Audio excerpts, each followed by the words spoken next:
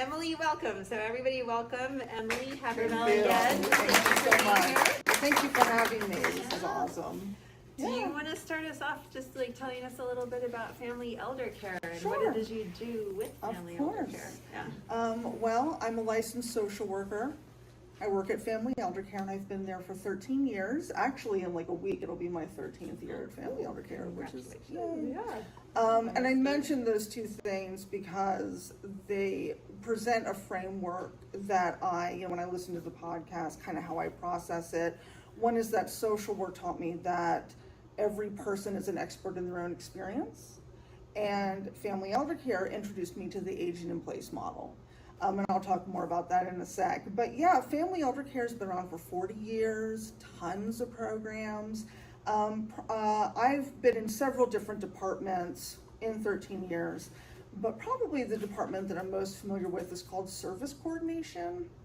And service coordination means that we have social workers at affordable housing properties all around Austin that are specifically for older adults and adults with disabilities. So it's really cool because we have social workers that have an office where people live, which is really exciting and kind of creates stronger bond or just a more presence to assist people. So that's kind of what I'm most familiar with. Family Eldercare, I talked a second about aging in place. The philosophy at Family Eldercare is to bring supports to people in their own homes so they can remain in their own homes for as long as possible. So we have in-home counseling, we've got kind of fun over the phone, bingo and activities. We do some things over video, service coordination, where people live. And I'm sure I'm forgetting a program because there's so many at Family Eldercare. But yeah, that's kind of where I come from when I talk about these issues. Yeah. Awesome. Cool. Where does your funding come from? Oh my goodness. We get a lot from government grants, donations, contracts, every possible funding source comes into Family Eldercare. Yeah. It depends on the program, really. Yeah. And if someone is interested in getting the services, do they just go to the website or? That would be the easiest way. FamilyEldercare.org has all of our programs, all of our departments, has pictures of leadership and how to reach out to us and what we offer. So FamilyEldercare.org is the way to go. Yeah. Okay, so now we know where Emily's coming from. Yes. How do you want to get us started on that episode? Oh my goodness, this is a really powerful episode. This is my second time hearing it, and I noticed things listening to it again that I missed the first time. But I was really drawn to the conversations between certain people in the episode. I thought was really intriguing. And the thing that just caught my attention out of the gate was when they're at the nursing home visiting Nancy. And I was listening to that dynamic where you've got, Dolores and Howard and Nancy and the, RNs and the nurses. And did anybody else kind of get like a gut feeling or something that kind of like got triggered for you? Because it really did for me in that specific scene. And I'm not going to put anybody on the spot. I'm not going to call on anybody. But for me, I guess I'll give you my impression, but I really want to hear what other people think, and I really want you to join in the conversation with me. I couldn't get over the way the staff were talking. Did that trigger anybody? Because it triggered me. I hate Have a Blessed Day. Right. Totally. It was such a juxtaposition between how Dolores and Howard talk with each other, and they are in this environment, and then for me it just felt like the vibe changed, the energy changed because of the tone of the voice. Yeah. It was very dehumanizing, and it reminded me of briefly witnessing my father-in-law in a nursing home, and Yeah. ended up dying as a result of the neglect. So, yeah. Memories of that. Yeah, totally. No, thank you for sharing that. Yeah, absolutely. Very infantilizing and just like, Yes. any nutrition, anything that they're trying to say or do, they're just like, here, eat your food, go Mhm. thing, you can't really engage. Even calls it an assembly line. Right? Answering to people. Yeah, yeah. Yeah. I Absolutely. love how Chloe would never, because she gets to hear the episodes in advance and she hates everybody. She's like, the whole world is against Dolores and Howard. She's like, all of them against her. And then in some ways, like, writing it was like, man versus society. And it's this feeling of like how society treats you Right. when you reach a certain age, or, whether it's your age or not, like your abilities or whatever it is, society can treat you like that. And Yeah. so, 100%. Yeah. And to me, yeah, it kind of just echoing what other people are saying. It felt very like they were treating somebody like a child, knock, knock, and those types of things. And what I think is interesting is kind of like what you just mentioned. It's easy for people to slip into that. It can be a little scary about how quickly people can go into that zone just because they happen to be talking with somebody who's older, talking with somebody who has a disability. So yeah, I thought that scene was really, really interesting for more than one reason, though, of course. I mean, there was a lot to unpack there. Yeah. what was the other reason?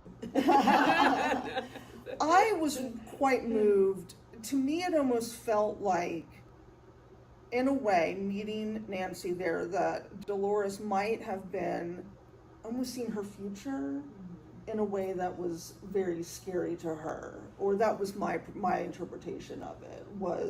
It wasn't just seeing a friend not doing great, because that's upsetting no matter what, but it was more like, oh my goodness. And then later she does say, I don't want that for myself. So I thought that was really powerful too, because there's so many layers to that. It just really jumped out at me, this feeling that Nancy didn't have any control anymore over her life.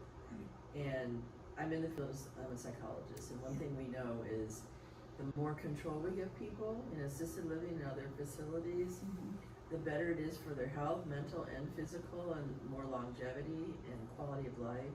So it really hit a nerve with me in that respect, that she's just really told when to open her mouth, and when we're going to eat, and that she has visitors, but not now.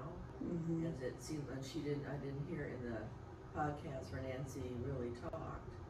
So it was more like she was an object. Right. And that's really erasing that sense of control as a human being, which is what I think people particularly fear. When they go into a facility, that's what's going to happen to me. Right.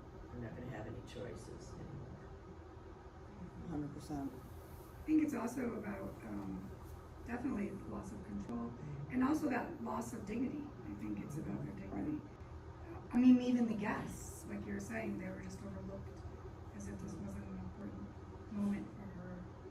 But yeah, that loss of dignity. I definitely picked up on Dolores was definitely a part of that. Yeah. Sense of self. Definitely. Yeah, my mom's like 80, and she talks about becoming invisible, that you hit a certain age and you're invisible. And I think it is sort of a little bit kind of what you're describing as, things, your control is taken away and you're not really seen as a person anymore. And I know that's something my mom really struggles with a lot. And she always, my mom's from the Midwest, and she always has this, where somebody's like, oh, Jeannie, nice to see you. And she's like, it's good to be seen. It's like her response, like every time, because it's true. Like, she's like, this is, to be engaging with someone is really important to her. Yeah. Do you know, so you had mentioned that in your father-in-law's space, has anybody else had other experiences with spaces that are more dehumanizing, and like how do you avoid that? I don't know if you're looking, like I don't know how many places people have visited or had relatives or Michelle and I have worked for many years together in nursing homes, in skilled nursing facilities, as OTs. And we would do a lot of training with staff on all kinds of certain things. And I think what was really helpful for staff is when there was always this assumption as they age, there's this common, you know, they're regressing. So it's like treating them like children again or something. And, you know, to us, that's a loss of dignity, speaking to another person as if they were a child. And what was helpful is giving them the past, giving them the full picture of who that person really is, keeping their identity. They may be losing their memory and some functional skills, but they shouldn't lose their identity as well. And so I think it's important, you know, for the staff members, we did a lot of focusing on that, to, you know, exactly how you're talking to them, the words you're using, how you're, you know. do many places get to train their staff like that, or is that like a We budget do at Family thing, or- Eldercare, Yeah. but I don't know about other places, but we definitely have done that at Family Eldercare. Yep.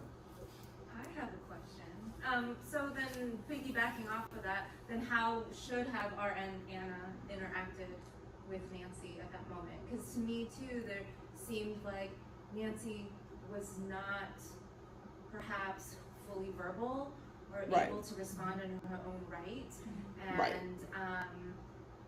as much as Chloe hates all the employees in this podcast, for me, I see the other part of it is that Sure. they're trying to make sure that they're doing a job, they're keeping these people fed, and all of these other things. I'm just doing devil's advocate. So I'm just wondering what would that have looked like if RN Anna had been recognizing her identity and her full personhood? It's a great question, and I'm sure some people here probably have more, you know, thoughts and opinions on it than I do. But, you know, the training we used at Family Eldercare try to avoid talking about somebody in the third person, try to engage people more in conversations. It's never going to be perfect, and there can be, you know, limitations certainly, but those are two that kind of pop into my brain. But what do y'all think? We definitely can't talk about the patient's history or what's going on medically with just whoever comes to visit. Right. You know, you definitely don't do that. I think also as Howard and Dolores, as friends and loved ones, I think it also is important, because that time is so valuable, that you find out what the schedule for the day is. We always encourage family members, you know, when they're going to be in certain activities, or when they're going to be in therapy, or when they're going to be having lunch. Because as in therapy, we would often just stop, you know, and let them either go to an area to visit with their friends and then come back to therapy. But there is a very rigid schedule in a lot of the other areas, and so, you know, I think just not assuming that maybe Dolores and Howard wouldn't want to be involved in her care. And so, you know, you could say, there's a great table over here, why don't we go sit over here and let her like have lunch with her peers, you know, and you can offer, you know, and say she's just you know, she's having a hard time, you know, managing that spoon, and so she needs to support, you know, is that something that you want to help with, or, you know, I can find a, you know, and a lot of times they'll be like, oh, I'll help, because that's her friend. She truly is there to care for and be with her friend. So many times we would just create a little space so they could go, and then she could help feed her and be involved, and then that was, you know, a more meaningful experience for everyone. And just I kind of wondered at first, why didn't Dolores and Howard actually jump in the middle of that? I mean, they're the visitor, and she's the friend, and yes, all these other dynamics are going on. And then I had to stop and remember, she's a pawn in the story. So they're and not there, because it's a lie really that they're there. So I can say, okay, maybe they just couldn't do it anymore. I'm putting a lot now, you know. Right. Just, It's intimidating to show up, and, you know, and I think there was so much shock, you know, for her, and so many things were disturbing about true. that too. Yeah, that's going on too. Yeah, 2D, that I just think she was really wanting to get the heck out of there and try to process that, and you know, and in the defense of, the staff that's there, I mean, they do have, if they're short-staffed, and maybe that doesn't look like that every day, and so, a strategy for us is always, show up at lunch, show up at breakfast, show up at shower times. I mean, if you're looking to find out what is going on, and get a whole picture of the day, and whether or not you're level one, is a facility that you're interested in, pop in all times of the day and ask for that tour that's unscheduled, because that'll give you, a better look at, because a lot of times they've been like, oh, we only do tours, on Friday at 10. We're like, okay, well, I'm gonna come back another time. Right. And maybe make arrangements ahead of time instead of just showing up.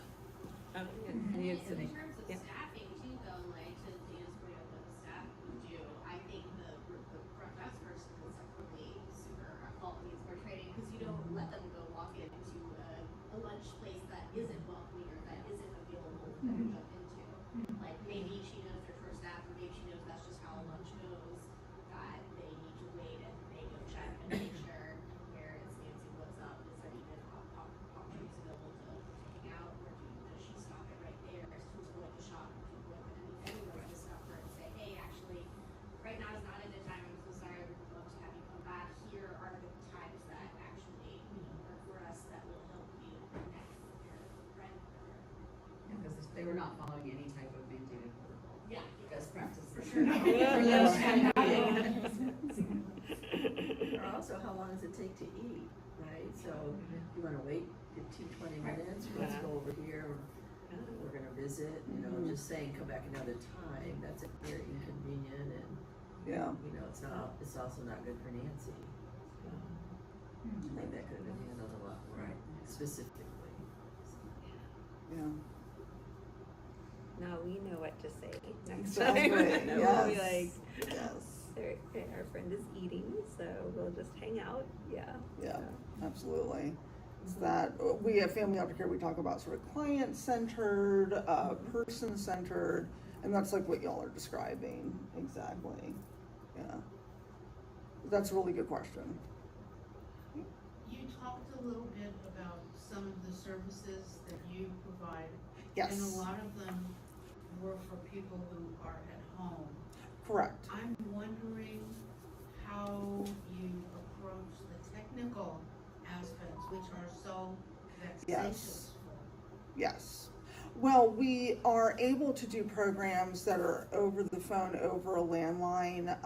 You don't have to have a cell phone. You don't have to have anything fancy. And those activities could be, these really cool it's almost sort of like a podcast a little bit, where they have a volunteer talks about sort of like, traveling to certain countries, and talks about their experience traveling to those places, and what they liked and what they did. And then there's also things like bingo. So the activities we do, if somebody doesn't have the mobility, or maybe they don't have transportation, I mean, Austin is terrible for transportation, over a landline, over the phone, is really popular at Family Eldercare. You're not doing Zoom? We do, actually, yes. But some people just don't prefer that, and they would rather do it over the phone. But no, we do have Zoom sessions as well. But do you have people that go around and assess how ready someone is to participate in these kind of new things? Oh, that's a great question. I can tell you that at Service Coordination Properties, which are the affordable housing communities for older adults, we will bring in, I think they're called digital literacy experts, and we've had them, it's voluntary obviously, but some of the residents would love, to learn how to use a tablet, learn how to use a smartphone, specifically to join some of these programs that we have at Family Eldercare. And those have been really popular too. We've had a lot of people show up for those classes at the properties. Correct. Yeah. Have that at the library with somebody specific. Yeah. Has found it hard to join in with my church. Oh. Because there's sort of recurrent computer problems that. Yeah. Do you help out in that way? Not specifically with someone who was just in the community. There should be something like that. would that fall under tech time at the library? Yeah, they have tech Yeah. time here at the Oh, library okay. for helping people learn how to do things, Oh, cool. technology, starting with related to like having a library card and checking out an ebook and stuff like that. But Yeah. it can go broader than that. Yeah. And then also the senior centers here in town. Yeah. Do y'all have any connection with them? We do, yeah. I mean, connections in that we sometimes coordinate with some of the senior centers to, I mean, even if it's just kind of promoting what they have going on to folks that use our services, we do a lot of that. And we encourage people to go because they have amazing resources. But no, I don't know of anybody that would just sort of go, I mean, I wish that was a thing. But the Robin is the woman that runs the kind of the over the phone activities. She and her volunteers try really hard to troubleshoot and explain and, you know, provide opportunity for questions. Yeah, So much really is available, like what we're doing here. definitely. And then Yeah. there's Drive a Senior too, that's Yes. in some parts of town. Yeah. That they call people just as like checking on them and as Yeah. well as providing rides. Yeah, we work with them a lot too. They're a great resource. Yeah, and they're all the way like in Georgetown, I think. And Are they? Yeah, I know there's they have one in different groups Georgetown. in Yeah, different parts of town. all over. Yeah, different parts of town. So what do you all think about these driverless cars as an option? Goodness. Think that's a future Well, for seniors? I don't know about that. I have see, my husband is disabled. He cannot drive. He's visually impaired. And yeah, I have opinions about driverless cars. Not that anybody needs to know my opinion, but I think I don't think they're as, you know, easy and risk-free and convenient as maybe people think they are.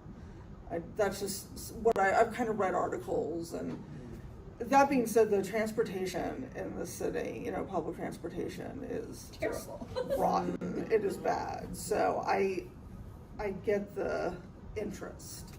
Did you see the story where one of the driverless taxis, stopped in the middle of an intersection and got the people out? Right, yeah. It depends on what company. I've been hearing very negative things about the safety of the Tesla Yes. brand. Yes. Because they're not full disclosure of some of their safety problems. Right. One of the ideas is that, you know, we want to protect the people in the car, so what do we hit if we have to hit something? So we'll hit something small. And they actually Even if ran it's a over what kid. was, it wasn't real people, but it was Yeah. like fake Yeah. kiddos, and the car went right over the kiddos, so that's Yeah. a real issue. That's scary. But the ones with the big thing on top, Yeah, they the have Waymo a or- safety yeah. driver in the front, just in case someone needs to take over. So that's it's semi-driverless, so that might be something to consider, but not the completely Right. driverless. Yeah. Right. People are now starting to buy the completely driverless ones, they can own them, Oh yeah. so. Yeah. We'll Sometimes I also have wonder. 1,000 of them released in Austin. Yeah, there's so many of them here, and they're everywhere. But yeah, that's an interesting thought. I wonder if Dolores and Howard would want to be around for that. They're like, no, it's good. It's good. They're done my, yeah. Oh Right. yeah, that's season 2. Would have been one of their options to leave. Yeah. Jump in a driverless Tesla, turbo taxi. Oh my gosh, that's too funny. So one other thing that really struck me when Dolores saw her friend Nancy and saw how she had so changed in her memory and all that I think Dolores really, it scared her because she related, could that happen to me? Mhm. And it seemed like there was an opportunity instead of them just saying, well, this can happen fast. It's kind of, you know, would you like to discuss it? Would you like some information about it? You know, just something that kind of, we also have to think about the visitors and how it might affect their life and their decisions as well. I see it as one, you know, big community. And so I just struck it as a lost opportunity to explain why it happened so fast, what exactly is going on, or him having an opportunity, and there's privacy issues of course, but an opportunity to kind of discuss that a little more. Mhm. thought that really struck me too. Yeah. It seemed to me like she also went into that environment already in a bit of an anxious state, you know, and then when she actually saw things, the anxiety just kind of heightened more.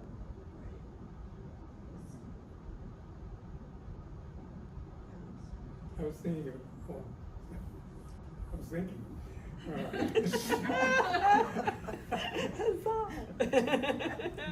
about thinking about a person in Nancy's place, and I've been through a couple of times with people, family and stuff. Anyway, and the will to take control and live is so strong deep down inside of, I think, most people, unless they're just completely, what doesn't matter. Anyway, and it just reminded me of a story. I was in the hospital at one point, and it was in the middle of the night, and all the nurses were down the hall having a ball. They were just playing and laughing, and there was a man across the hall from, the doors were always open, and he was all hooked and all over the place, and I knew he was an alcoholic, and he was dying of liver, whatever it was. All of a sudden, he just jumped out of that bed and started ripping all that stuff. So I go, hey y'all. I think you better go see Mr. So-and-so. He's leaving. Anyway, but that just struck me when y'all were saying that, here's that here. He says, no, even though he was insane probably, who knows, but that there's something inside of all of us, that says,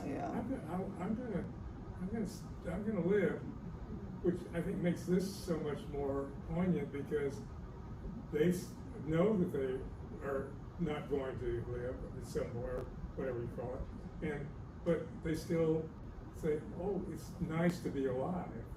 You get the feeling that they're having a kind of a fun. The dog. And the dog, and taking. Well, and I know what's coming, so that's. But you put that together so well that to make it feel like yes, they know, but they're not going to just go away without doing something, something, and that's that inner strength of human beings, Yeah. I think it's the fear. They definitely, like you're saying, there's that sense of deep inside of all of us to live and keep going. And I think they're stunted by fear, and they're making decisions based on fear. Mm-hmm. And I heard this great thing the other day: don't make permanent decisions on impermanent emotions. And it's like our emotions change, and that fear is coming from lack of knowledge. They're not seeking knowledge at all.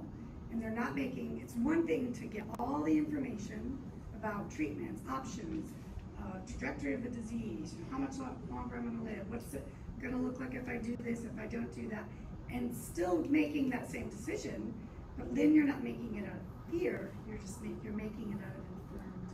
It's a match to who I am and what I want. And that's the part, that's where it's hard. Like when I'm listening to it, I feel so much like, I wish they would just ask a question, something, because the more knowledge you get, the more fear can go away because you don't have all that uncertainty. That's what's really driving them, is all that uncertainty. Well, that's what a lot of talk last week about engaging family and sort of in discussions about all this makes it so important as both go through it, the family and the person. Right. Also the battle of them not feeling heard. So it's becoming more about trying to convince the other person of what it is you're trying to say than asking those other questions, because you're just like, no, I'm trying to tell you this. No, I'm trying to tell you this. And they're just so, it's almost, how you can get locked in those battles where you're like, really listening. It's listening, listen, I want you to say that I'm right. And then the rest of the argument goes out the window because you just want them to say that you're right. So there's somewhat trapped in that, I feel too. You were going to say something about the dog. Oh, well, that was an affirmation that maybe they do want to live. Right. Yeah. That's a great Good point. observation. Yeah. Yeah. It's hard to give up on life when you're staring at a cute little doggy. Right. The doggy needs you. Yeah.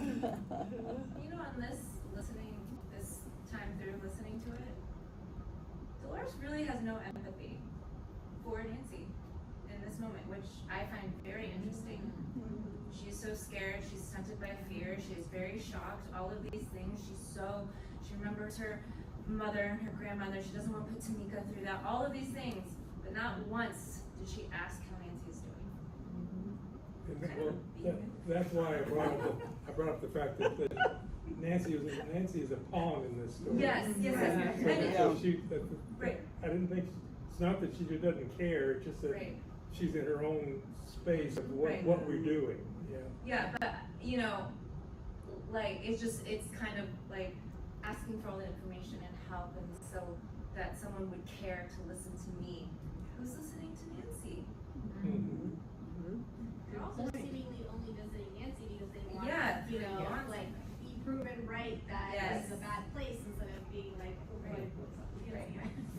But you do, you know, there's that saying in life where, you know, when you have a perspective, you're only seeing those things. So they're expecting something bad. They want to prove that this is a bad place, and this is what they're seeing. That's what's reflected back to them for them at that moment. Okay, so everybody else can have opinions, but when they have opinions, I want to fight them. That's not what that story was. No. Dolores has no empathy for friend Nancy, Ani. I think, but as Michelle pointed out, that she's in shock, and they didn't expect to find her like that when they got there. They expected her to be back in. That's why at the beginning they're like, "What do you mean? She was just in her apartment last week." So. Yeah, but instead of feeling badly for her, instead of feeling sorry for her, the fear takes over. She's triggered. Dorothy's case, and instead of asking what are you doing for her, or is she okay, or how long has it been, you know, and she just wants to live. And Howard just follows, so he doesn't really have an opinion, but Dolores becomes very selfish, and she no longer thinks about her friend, and that I find shocking, because they weren't there to see her, and to say, you know, but as soon as they see how she's doing and not well, and she's shocked, and yeah, I was too, because oh my God, that streak can happen like that, you know, she did, that's scary. And but instead of being, you know, receptive to it and to her ailment, she just That was very mean of her. That's really real. It got very real. There's Devil's advocate. Nancy has left the building. Yeah. Nancy is having to be fed. Nancy is soiling her diaper. So no empathy is upon her plate in that point. She sees her future. Yeah. And that's what this is. Very much so. There's another layer that haven't.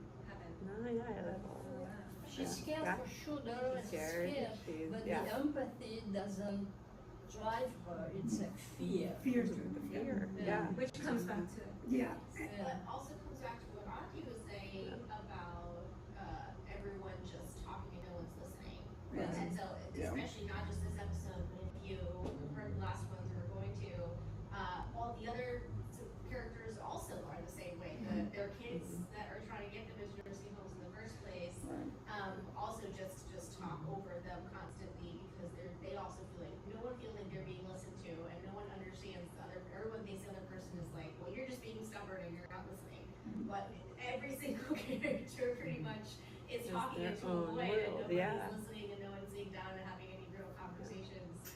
As someone was saying earlier, like asking the right questions or saying things because they're all just like, listen to me right now. I mean, that's really the dynamic of their family all the time. Regardless of the topic. But I think this is such a core human fear.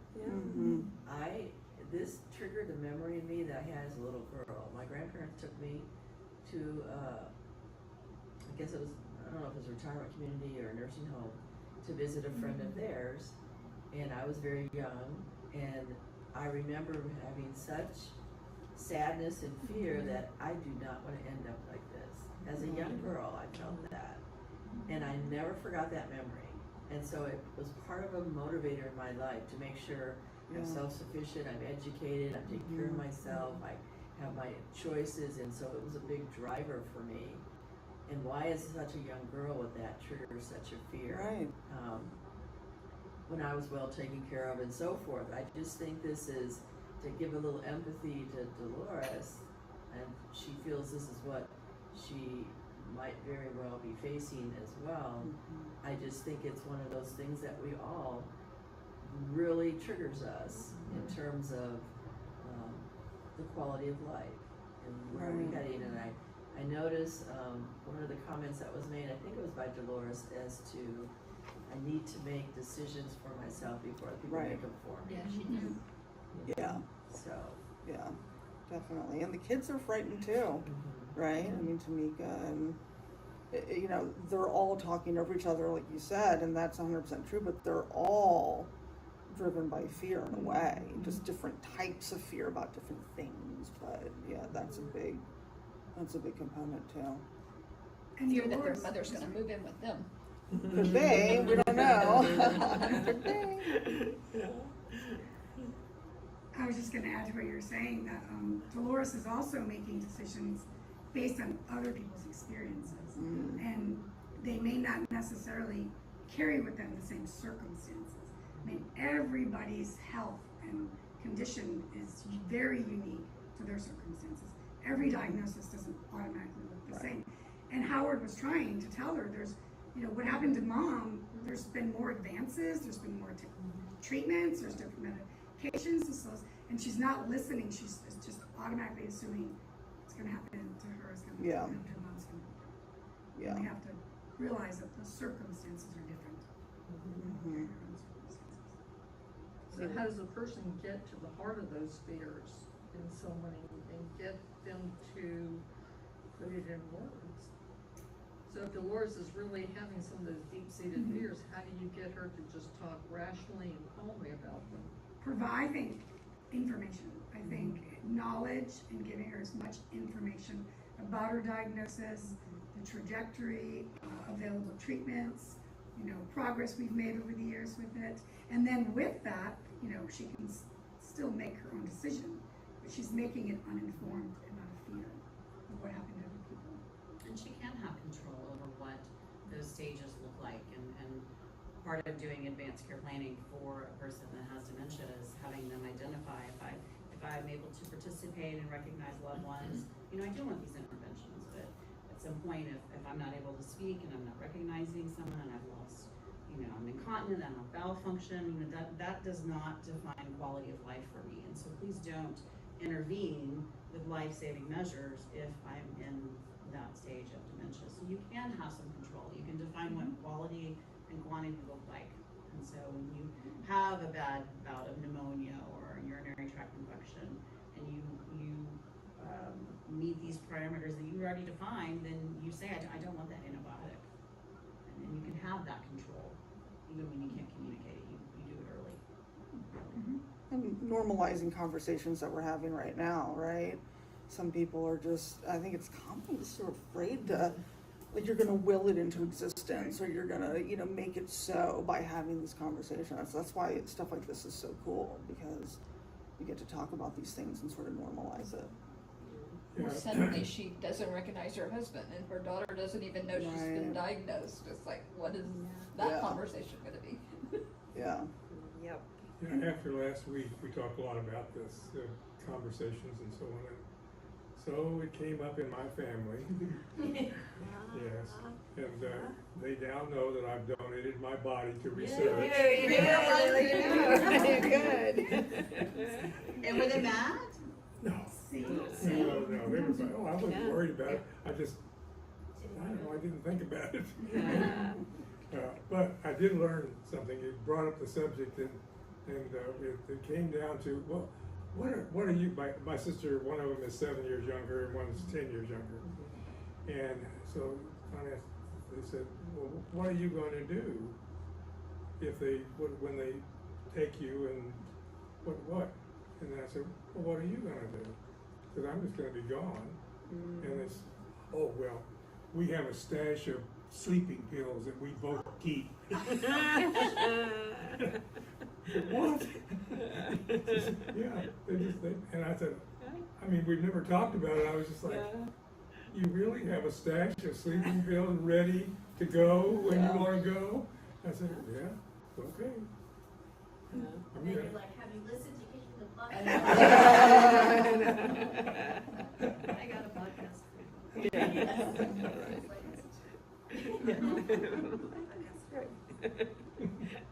Which always brings me to a question, is that since I don't have a plan, even though I think somehow just donating my body was just it, and I just went, okay, that's what's gonna happen.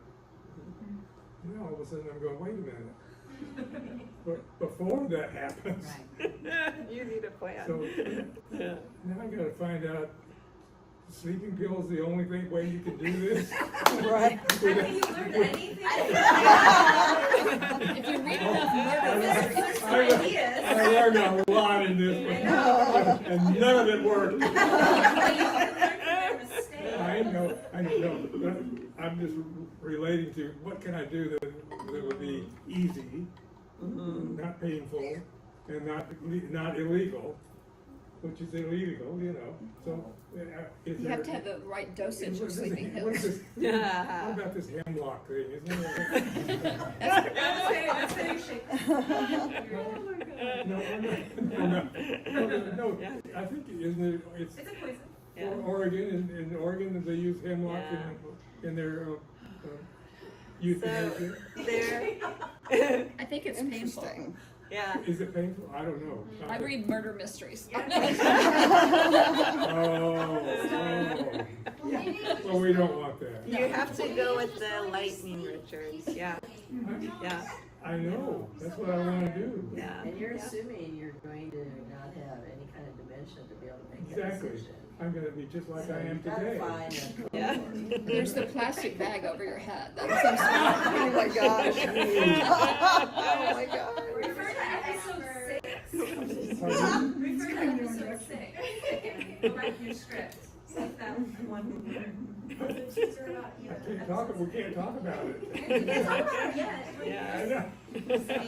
Do Just some keep research on before you listening. come Yeah. tonight. But that's another conversation starter for you. Yeah. So I'll have a stash of plastic bags. All over the house. Whenever you need it. Yeah. In case I fall down. Okay, I think maybe you should talk to Solace.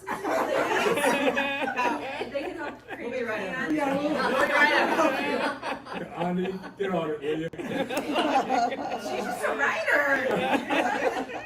Talk to Miss Asian. So is euthanasia part of the future, one of the?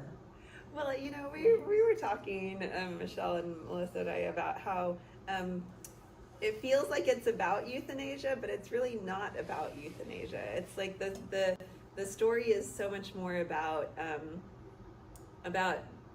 needing to know like these options, like what are the options you have. I can't simplify it now that I'm learning so much. You can't simplify it and say, well, I just, know I want to go. There's so much more that has to happen before then. You have to lay out, what your quality of life is, what what like you all were talking about, like at what point would I not want to be here anymore? And then there are multiple things that go, that's out of my pay grade, about, what you do at that point. But the thing is that Dolores and Howard just never asked. They never said, what do we do when we get to that point? Because there are resources. Right. There are resources to places to talk to, places to, you can talk to Family Eldercare too. I don't know. Is it illegal in Texas to? It's totally illegal to have medically assisted but I don't know how comfortable I am putting anything on video. Okay. Whisper in my ear and I'll tell her. Yeah. I mean, you aren't completely, I mean, what we were talking, like, you can say, I don't want any intervention.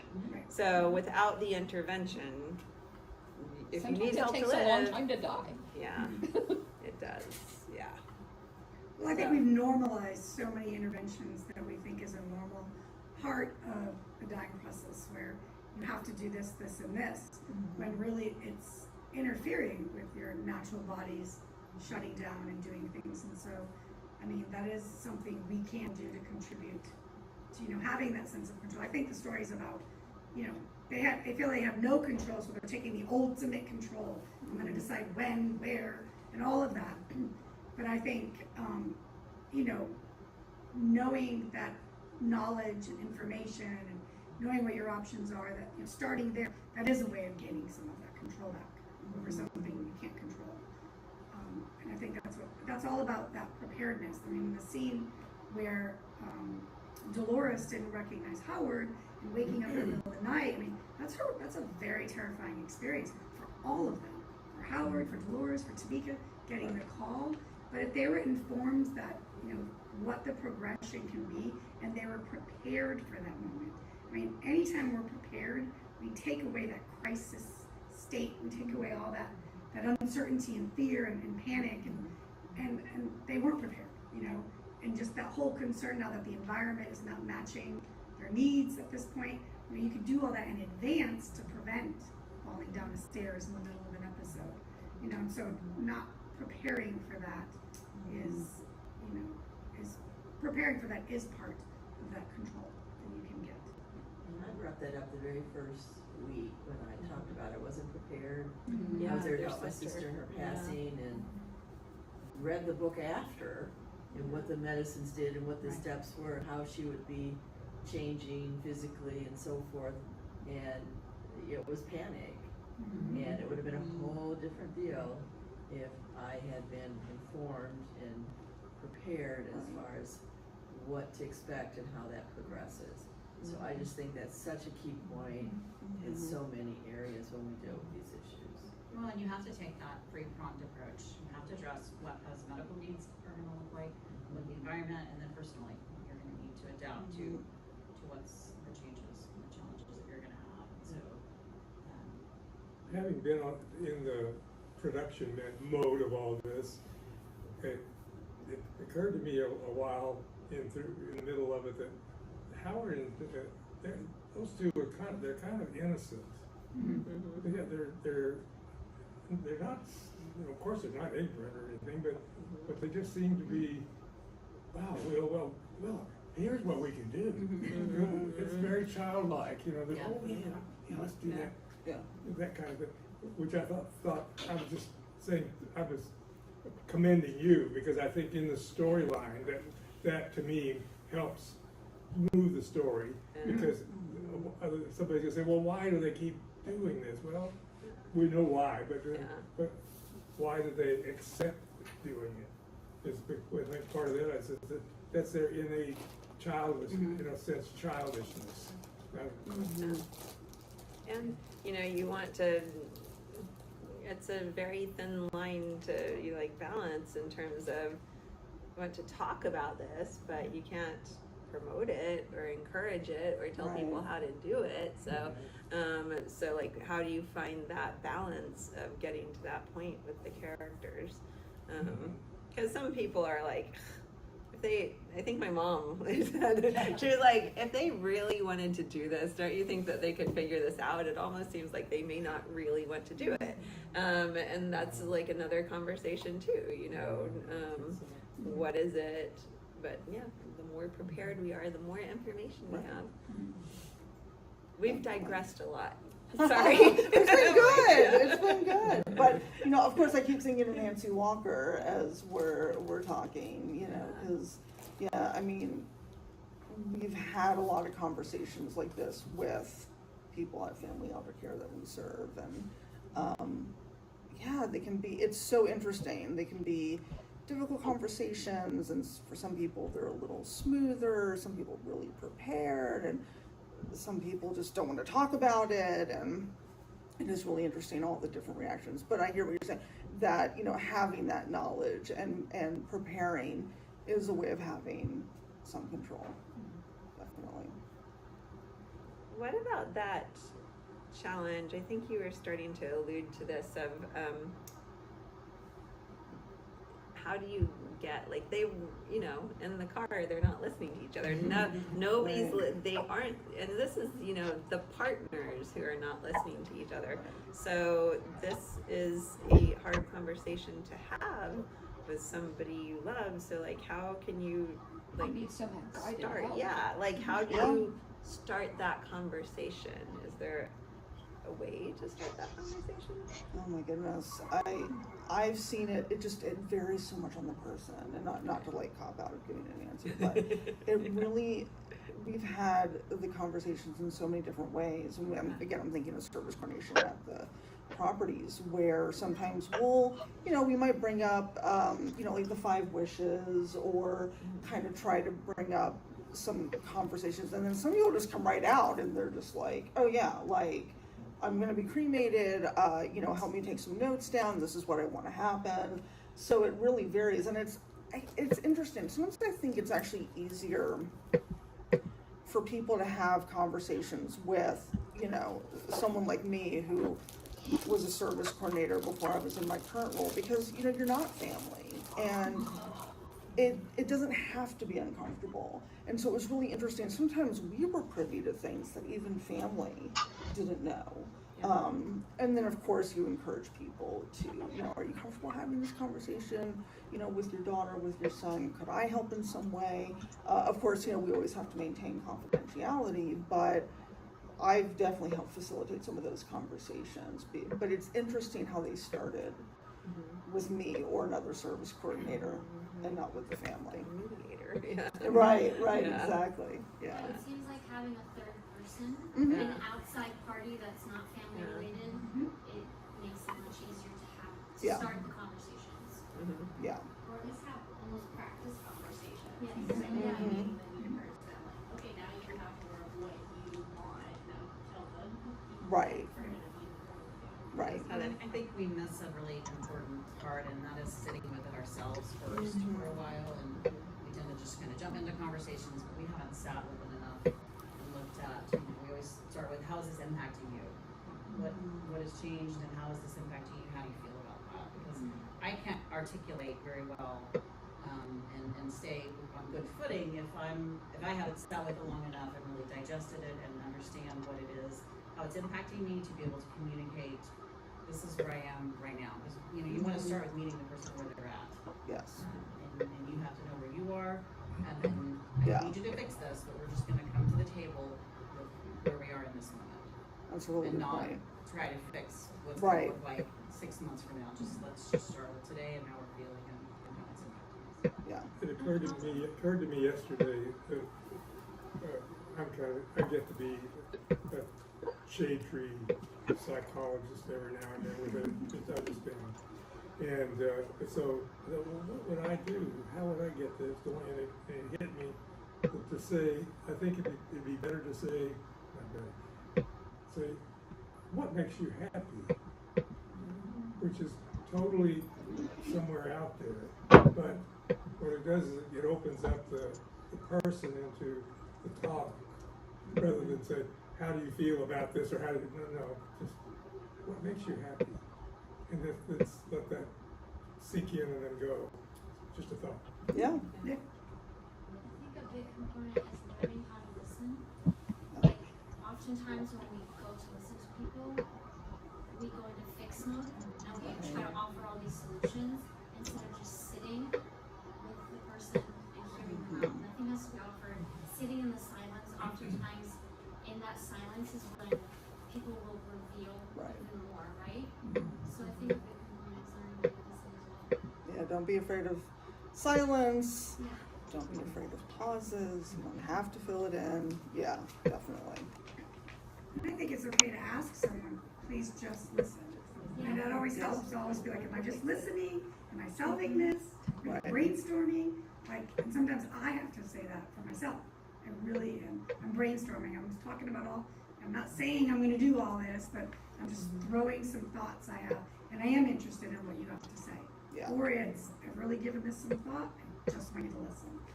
I think it's okay to ask for that, and it's okay, you know, when someone does ask you, that we listen to what they're asking. Or we ask, am I just listening? I think it's okay to ask and then also ask for yourself. Yeah, that's a good point. Yeah, and of course I teach on human growth and development. We end the course in a very positive manner. It's a chapter on death and dying. It's gonna be facetious.